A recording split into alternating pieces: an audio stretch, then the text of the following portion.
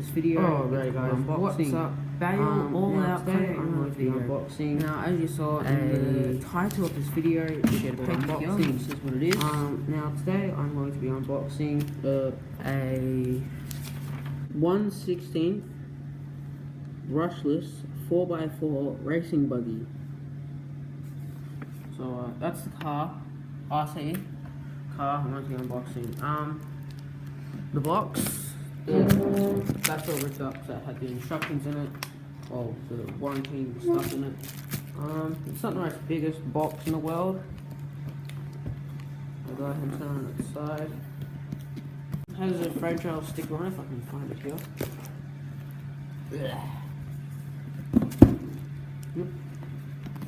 It's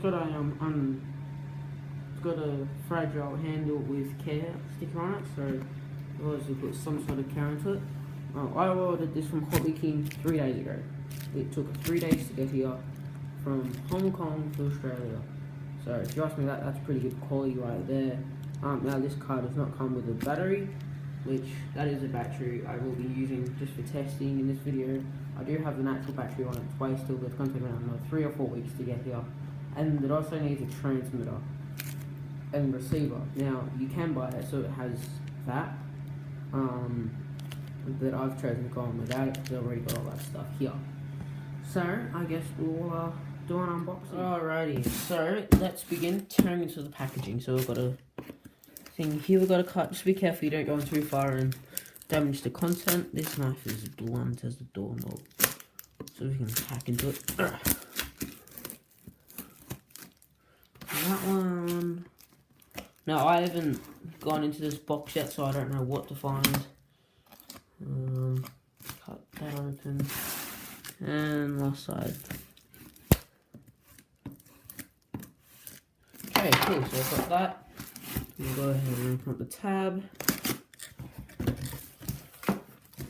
That's what I can see so far. We'll go ahead and continue opening it. One there, one there. It's got a bit of bubble wrapping, and it's got some really big bubble wrapping. Pretty well packaged. So then we've got another box inside, so I'll go ahead and take out. The heater just came back on, so that's what noise is going to be. Box, we can use that for something else. Okay, so this is what the car obviously would come in. So is there any tape holding this down? Yeah, on the bottom.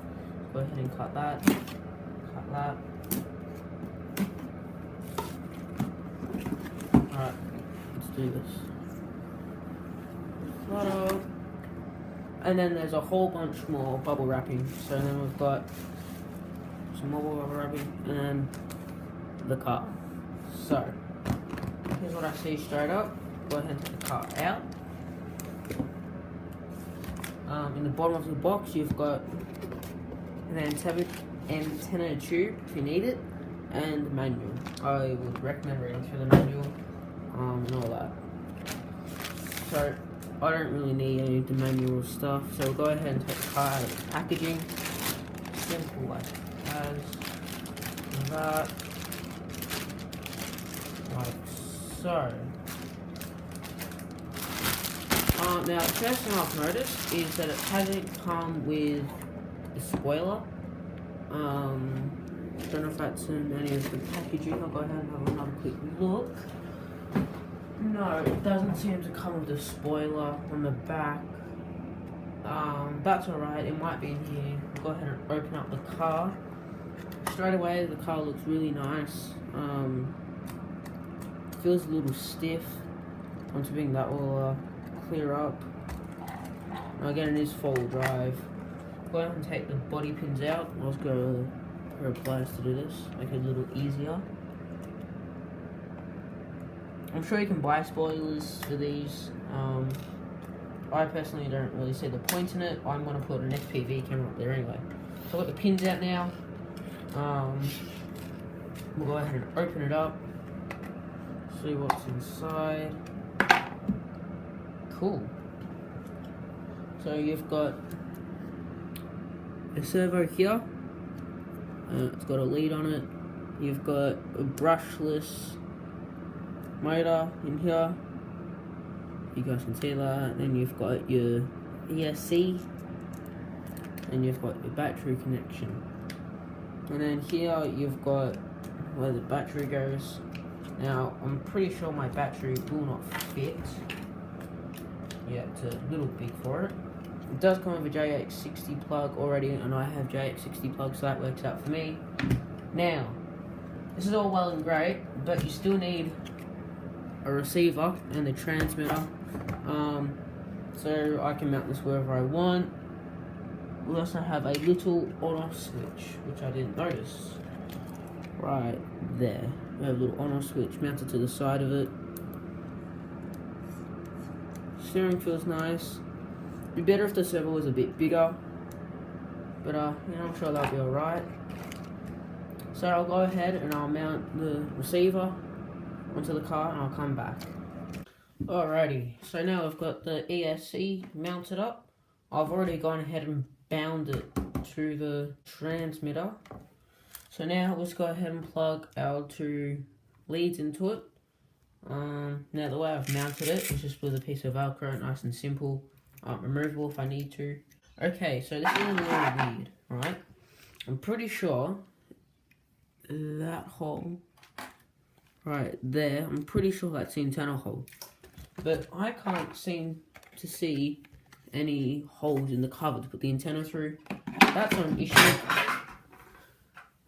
That's not an issue for me, because my antenna is this long, you know, it's like 10 centimeters long. This antenna in here though is more like 30 centimeters long. I don't know why they supply it that long, but you can cut it down and use it for other things maybe, I don't know. Anyway, we'll go ahead and put the connections in where they need to go. Okay, so I'm going to go ahead and power up the ESC just with the battery that I have here. Make sure the terminals are going to line up, yep. Okay, now I don't know, that's beeping, that's let me know. I don't know which the BSC needs to go in. It's going to go on channel 1, 2, 3, or 4, or 5, or 6. I'm going to say it's going to go on channel 1. Plug that in there. I'll go ahead and turn the transmitter on. Hopefully it's not going to start. Cool, so that just bound up. Okay, so I need to put this into channel 2.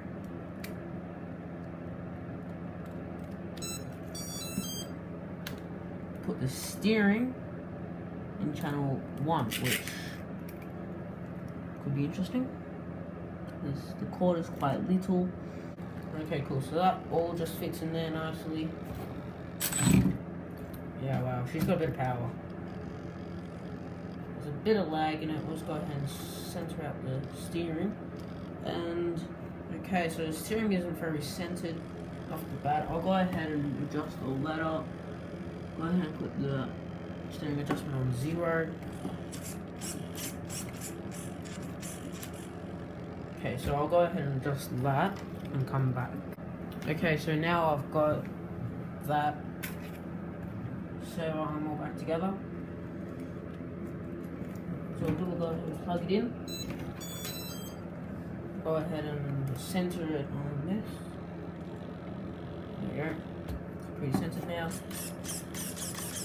Okay, cool.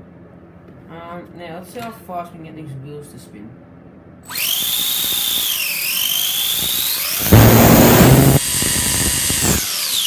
Wow, that seems pretty fast. And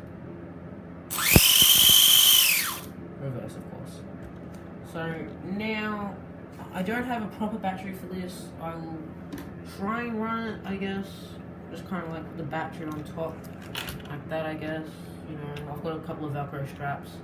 So I'll go ahead and do that. I'll take it outside and see what it can kind of do. Alrighty, so as you saw, that went pretty well.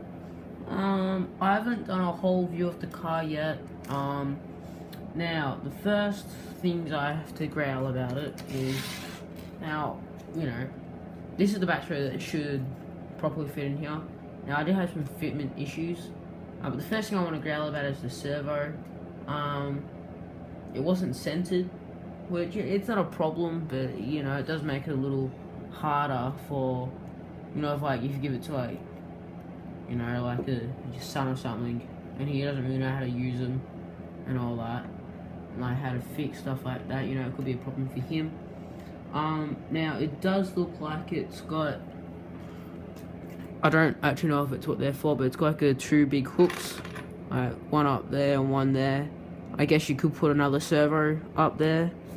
Now the second thing, I can't mount the ESC, sorry, not the ESC, the transmitter there, because the cover will hit it and won't, I don't know if you can see in there,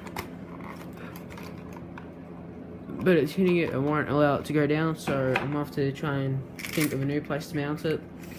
Now the battery bay for it, this is what I would consider a standard battery size for these cars.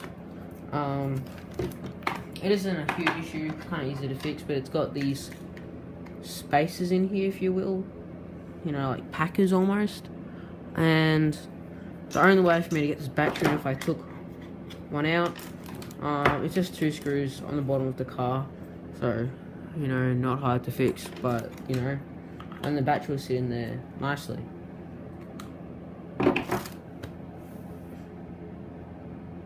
Another thing, I don't think I've got this issue, but people say go over the whole car with a screwdriver, make sure all the nuts and bolts are loose, are tight, sorry, or make sure they're not loose and tighten them up if they are.